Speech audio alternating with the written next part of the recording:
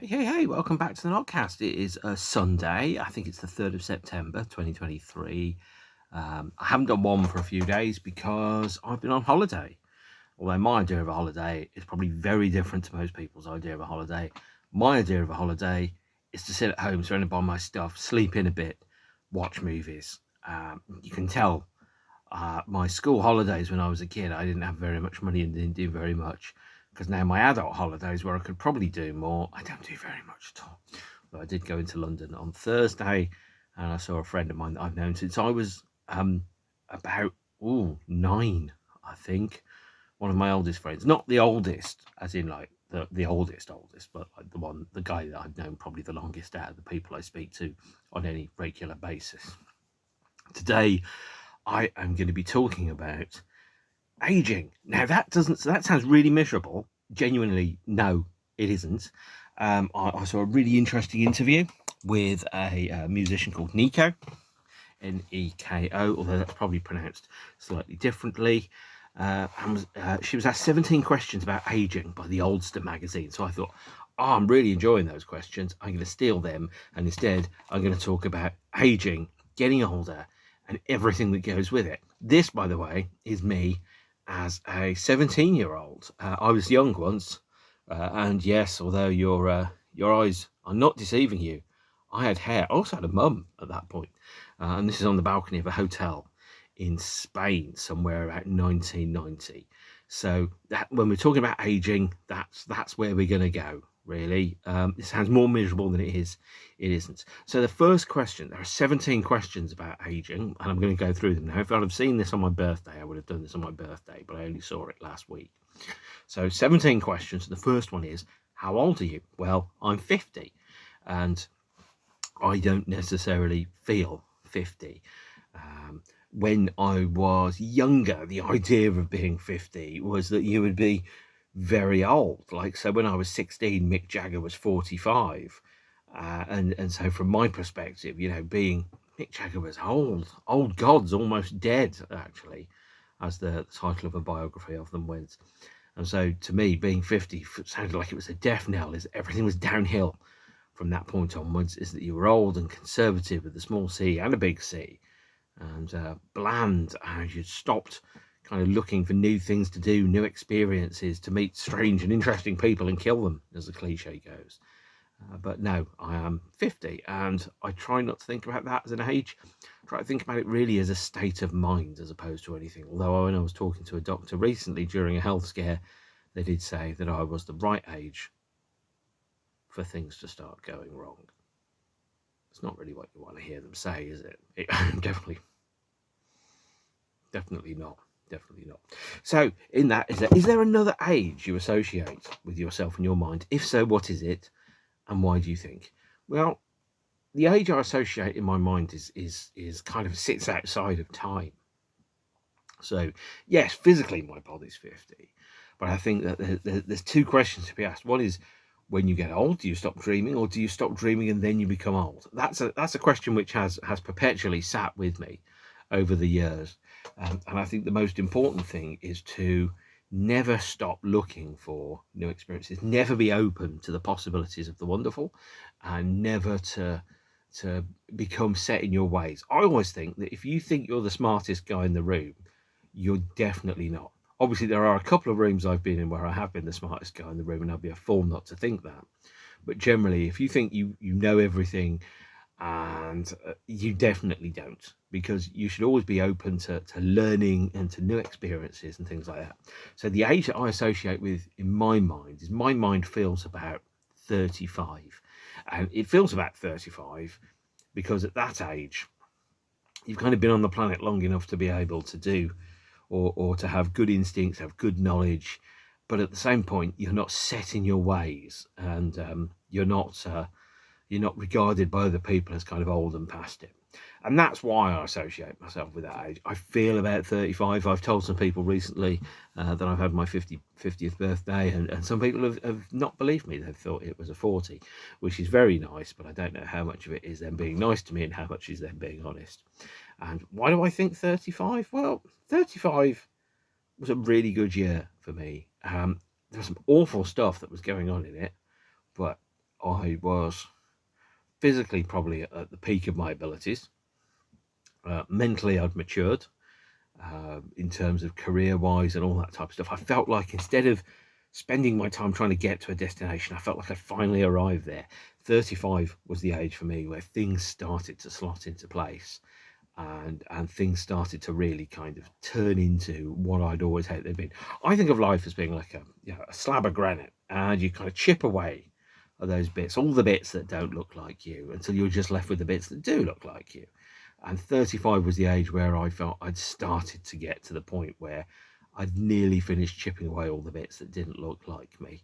I mean, obviously, things change over time, and life changes, and you have to change and adapt and survive. But the age I associate myself with was 35. I never felt like I'd become myself until at least that age. I remember very distinctly being on a train at the age of 23, somewhere near Newport in Wales, and remembering that the train conductor calling me kid like I was 14, and I was like, I'm 23, man. I've got a job and a girlfriend and a career and everything. And I felt really angry about that, is that I was still being infantilized or treated or being diminished by people in positions of authority who were ignorant. And I always felt actually that was a battle that I've always had, is that because my outlook is quite optimistic, I don't think I've aged terribly. I mean, you remember when you see like criminals that are 50, and in fact, this is where I'm going to go and Google it. You look at the the mugshots of people that are your age. Google people your age, and look at the mugshots of them. And if they're 50, and you kind of go, oh, you look like, you definitely look 50. Maybe that's what people think 50 looks like. I don't know. But to me, I think I've it's not always been in my favour, but I think I've always been able to. I've always looked a little younger than I have been. I don't know if that's true. I mean, you could be watching this right now and go, oh no, mate, you look like 77. I mean, if I do, wow, what an amazing 77. But I have genuinely no idea. To me, I just look like me, but with less hair, if that makes sense. So then, that's how I feel. Next question is, do you feel old for your age, young for your age, just right? Are you in step with your peers? Now, that feels like one of those questions where they go you through the depression cycle and they go, how often do you feel? And then it's like 1, 2, 3, 4. Like, not very often, some of the time, most of the time, all of the time, like those type of questions. So do I feel old for my age? Probably not. I feel about right, I think. I think a lot of people that are about my age have been working on taking the childhood version of themselves, the 15-year-old version of themselves, and have just kind of taken that version forward into the future, and tried to grow with that and grow into that and become who they really are. So I don't feel old for my age. I don't feel very young, actually, because I think young has with it some allusions towards a certain degree of immaturity. And there are certain things that as you get older just become incredibly undignified. So having hangovers, for example, or having disastrous love lives, or things like that. Those are the type of things that happen when, as you get older, they become less and less realistic. You kind of look at, and it sounds very judgmental. Sometimes I look at people that are like older than me, and they've got like, doing all types of things that they shouldn't be doing, or drinking a lot and being very unethical in their behaviours. And you kind of go, so this is you. There's no kind of work in progress. This is just who you are, right? And then you kind of go, somebody that hasn't really got their act together in terms of how to treat other people. I always think about the Tao of Bill and Ted: be excellent to each other, which is a good approach to take to pretty much any circumstance, really. So I don't feel old for my age. I don't feel necessarily young. I feel kind of about right. And I also think that most adults are kind of making this stuff up as they go along, and hope. And if you don't screw up, then that means you've made the right decision all the way through. So I feel just about right. I mean, I don't know if I am in step with my peers. Genuinely, I don't really know. I mean, most people I know are about my age, go to lots of gigs, which is probably not what most people do. very few of them are in the cardigan stage of life, or the wearing button-up shirts. They're always like band t-shirts. So am I hanging out with people that are like me that are equally immature, or am I hanging out with a representative sample of people that are my age? No idea, don't know. And what do you like about being your age? Well, that's a really good question. There are plenty of things I haven't liked about being different ages, and over time those have fallen away a little bit. So what do I like about being this age? Well, aside from the fact that I'm not staggeringly rich and therefore I don't have fuck you money. Fuck you money, by the way, is the concept that in any situation you've got enough money to go fuck you and walk out of it. I haven't got that. But aside from that, I mean, I'm confident in what I'm good at. I know what I'm good at, and I know what I'm not good at.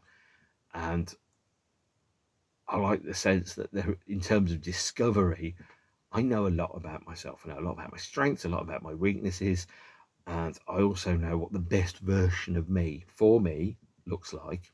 But also the most thoughtful version of me looks like for other people, and I try and aspire to be that. So what I like about my age is the fact that I'm not really screwing up. I'm not really making huge amounts of mistakes, and I'm not really learning from those mistakes. And I'm not, some of the things that happened when I was much younger, having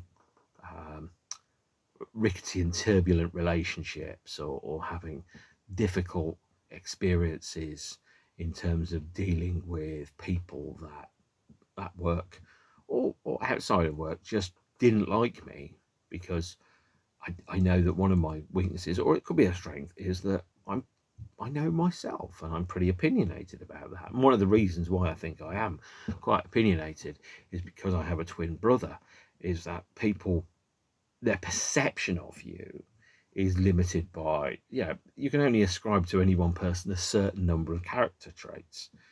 And if there's a guy that looks just like you, that's into some of the same stuff as you, what you have to do, I think, is to accentuate the differences between yourself and that guy so that people realize you aren't him. I remember when I was younger, we were on holiday, definitely younger than this photo, by the way, and I was sharing a room with my brother, and there was massive rows about, I don't even know what. I was on the balcony hoping the problem would go away, between my parents and my brother about something. I don't know what.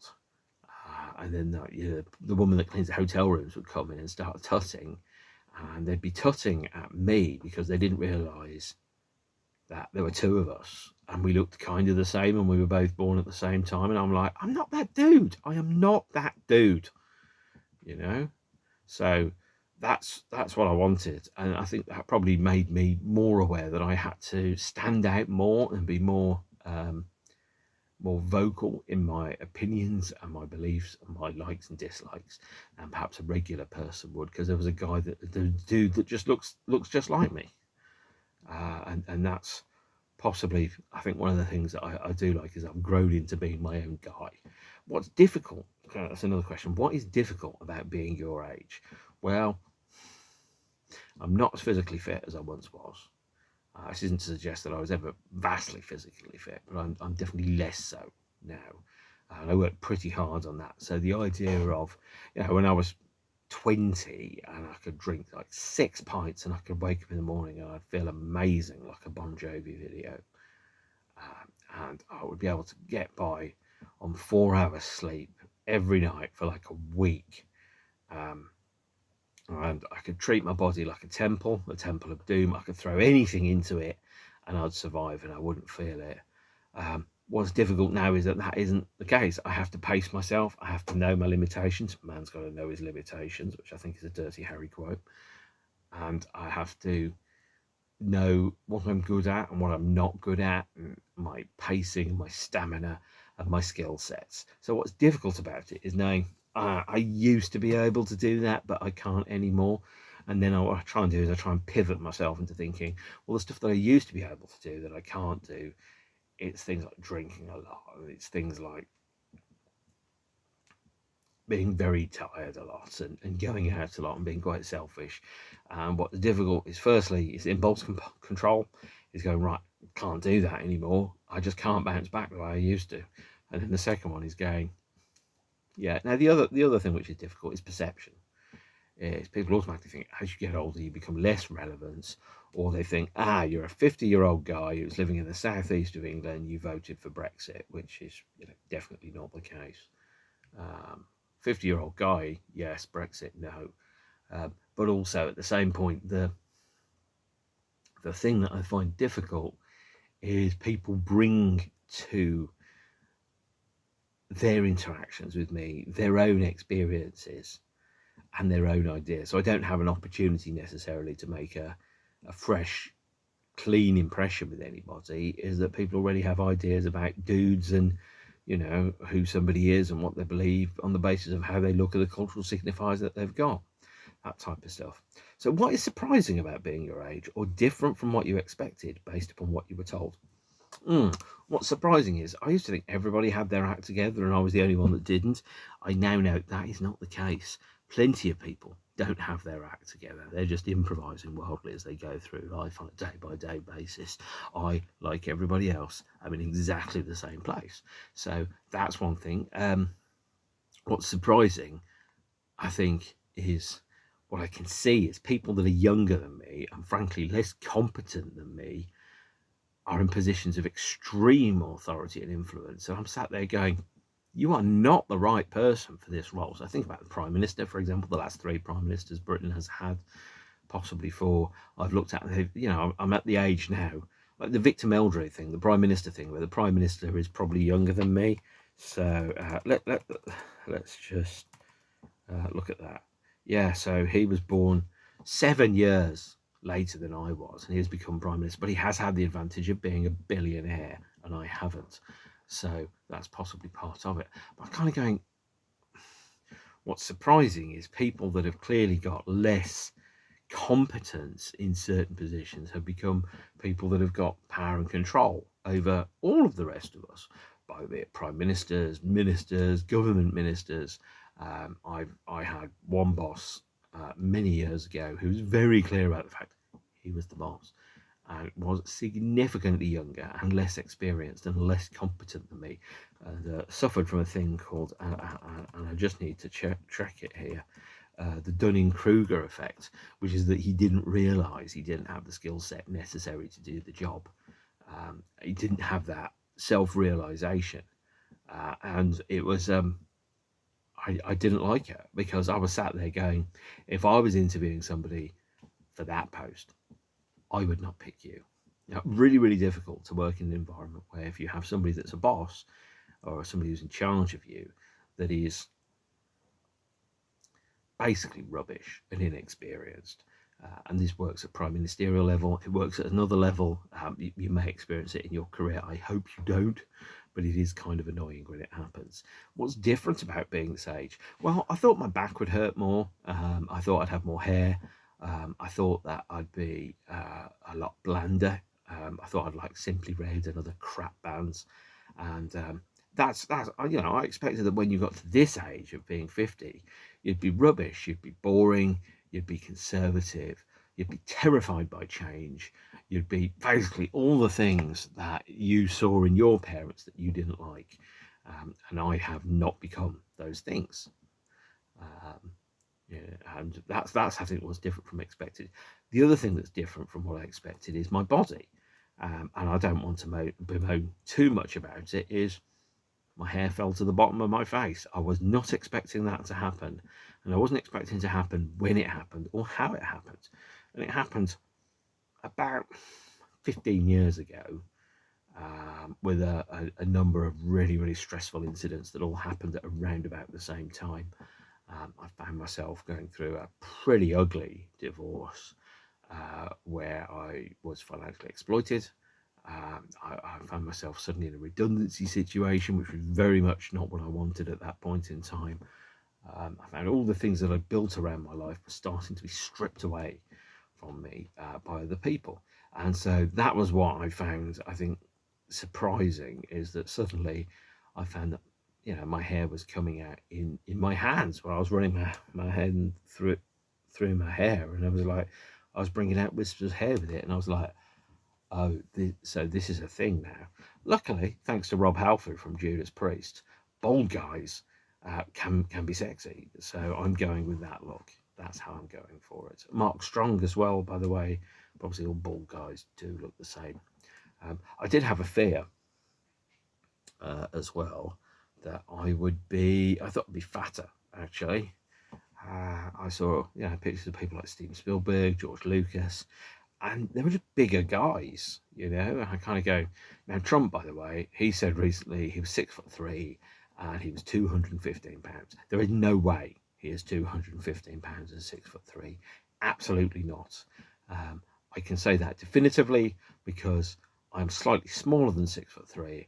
I am slightly heavier than 215 pounds, and Trump looks like a chunky cat compared to me. Genuinely, I just don't know. Absolutely not. So what has aging given you, and what has it taken away from you? Well, what has aging given? Aging has given me brilliant experiences, brilliant memories, perspective. I'm kind of very much a glass half full kind of guy now. I'm very appreciative of where I am in life and what's happening in my life.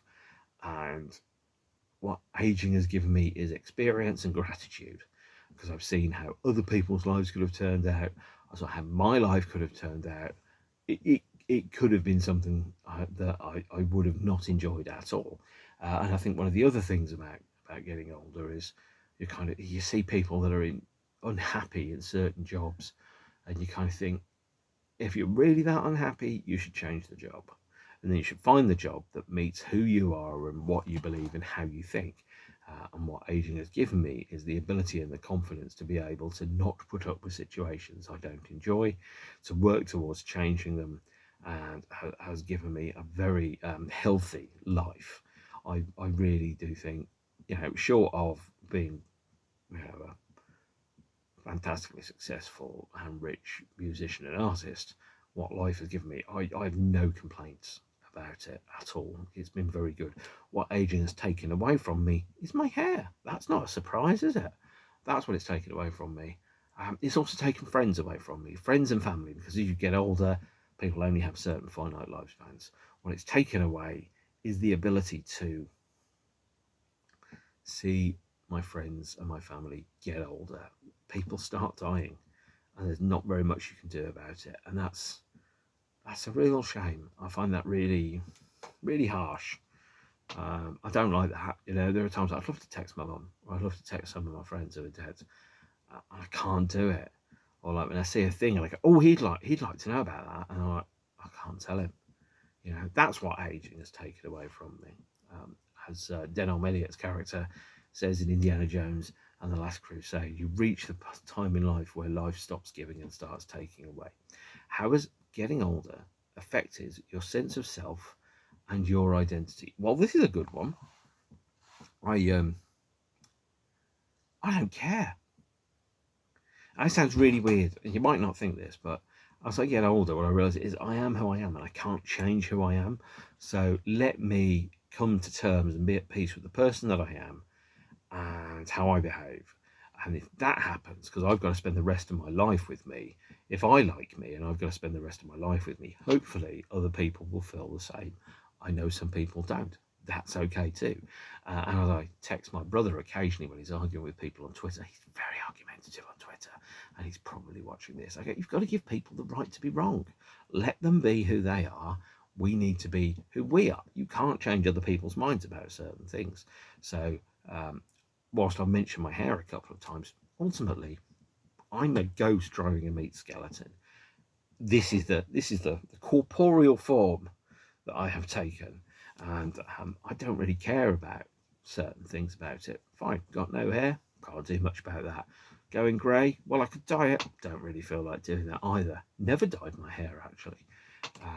So I'm like, well, this is me, and if you can't accept me for who I am, well, I can't change who I am, and I'm not going to change who I am to please anybody else.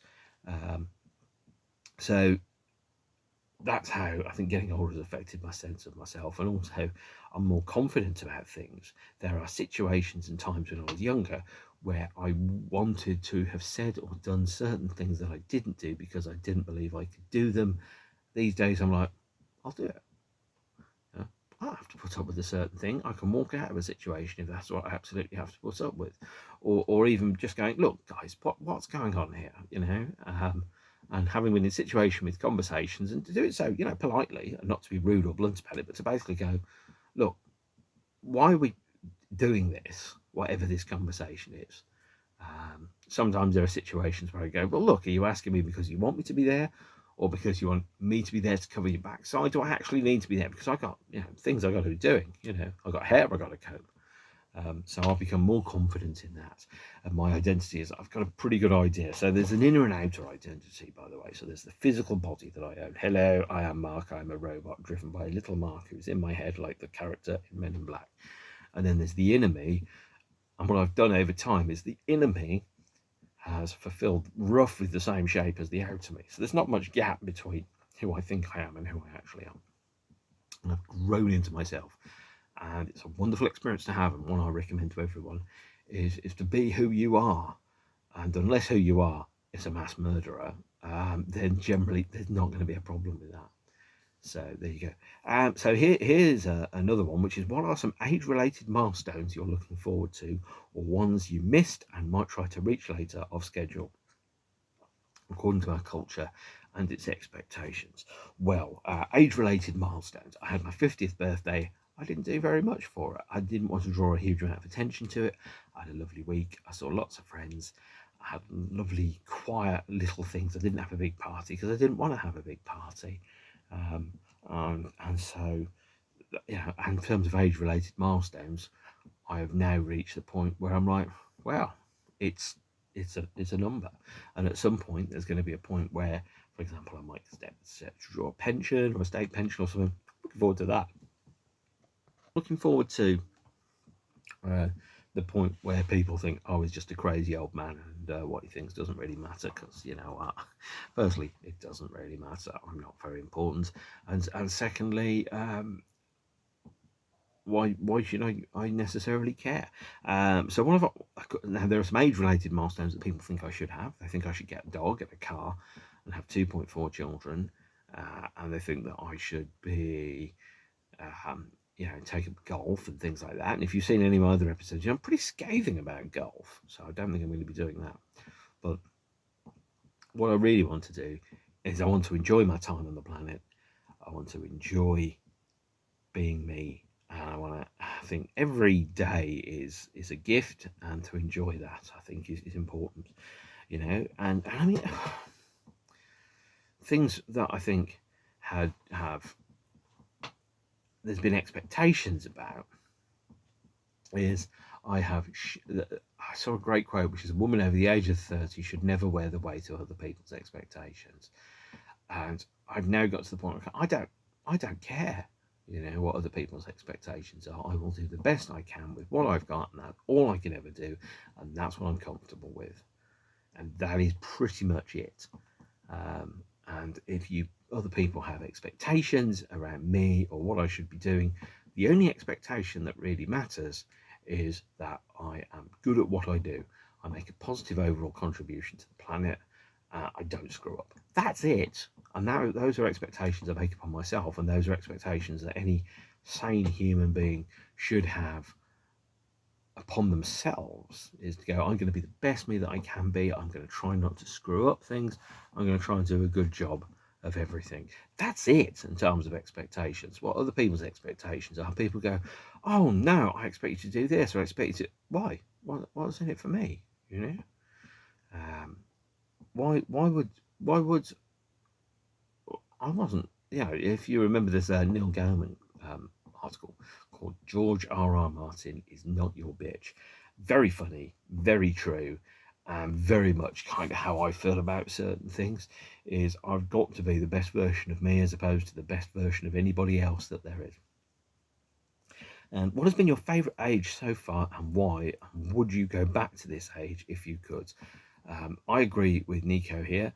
35 was really good. I was in good physical shape. I was probably the best physical shape that I'd been in.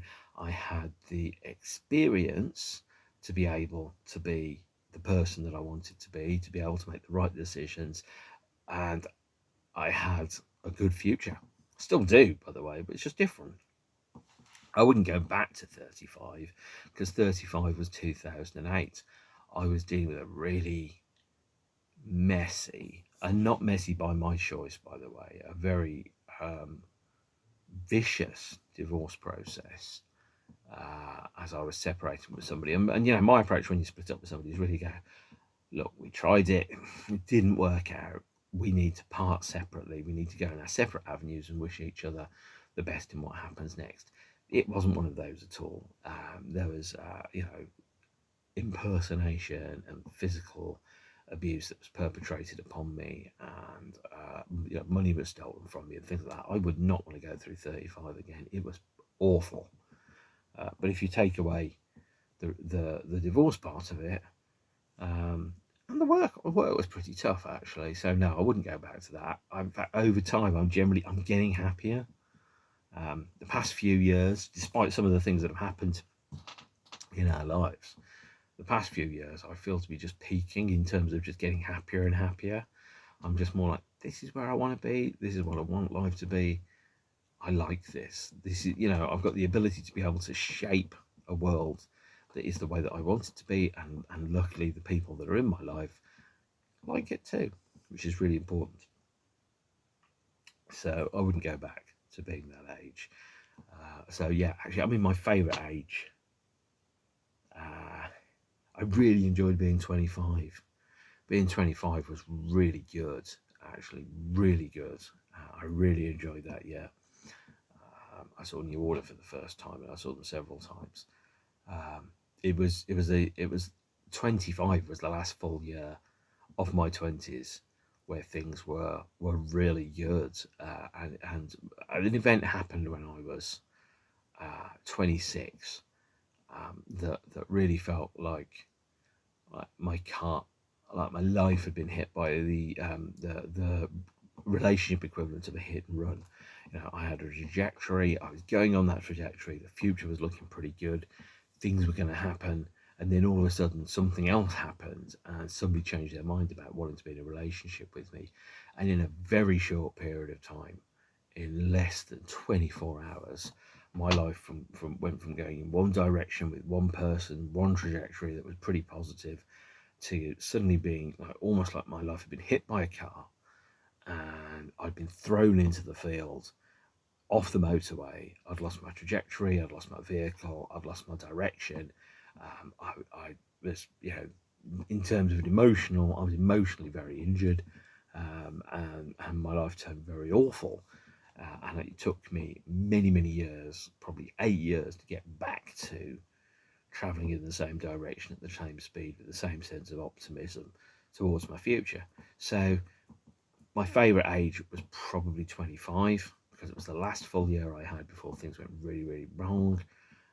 I'd never go back to it. Absolutely no, never.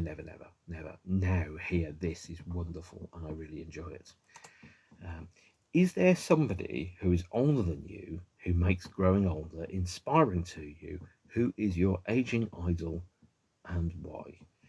I don't actually know. I've not really thought about that.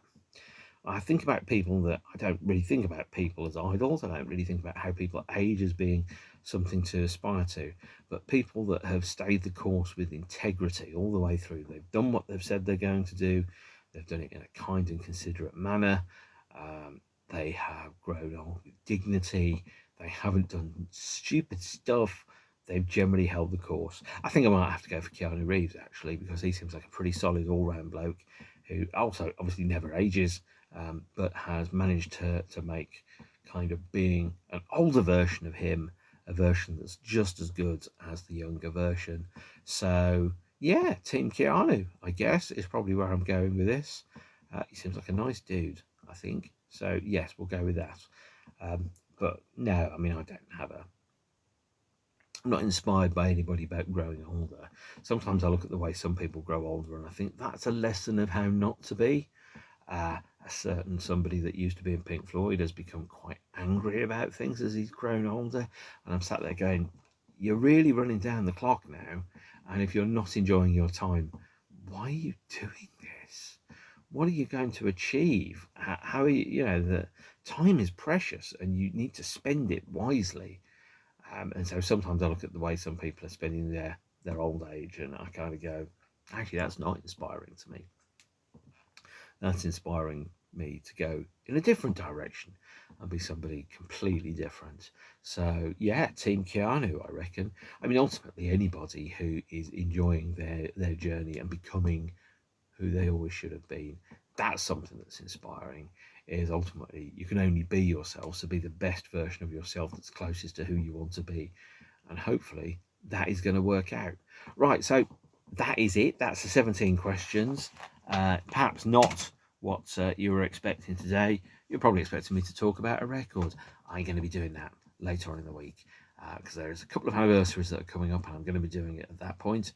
But today, that is 17 questions on 50 years. The t-shirt, by the way, is for a film, one of my favourite films, which is about time. It's called The Clock, and it's a 24-hour film that features shots from cinema and Hollywood, that shows specific times, that plays in real time. So if it says 17 minutes past 1 at 33 seconds and 24 frames, you can guarantee what's on the screen is 1 minute or 1 hour, 17 minutes, 33 seconds on screen, or it's mentioned in a telephone or a clock in the background.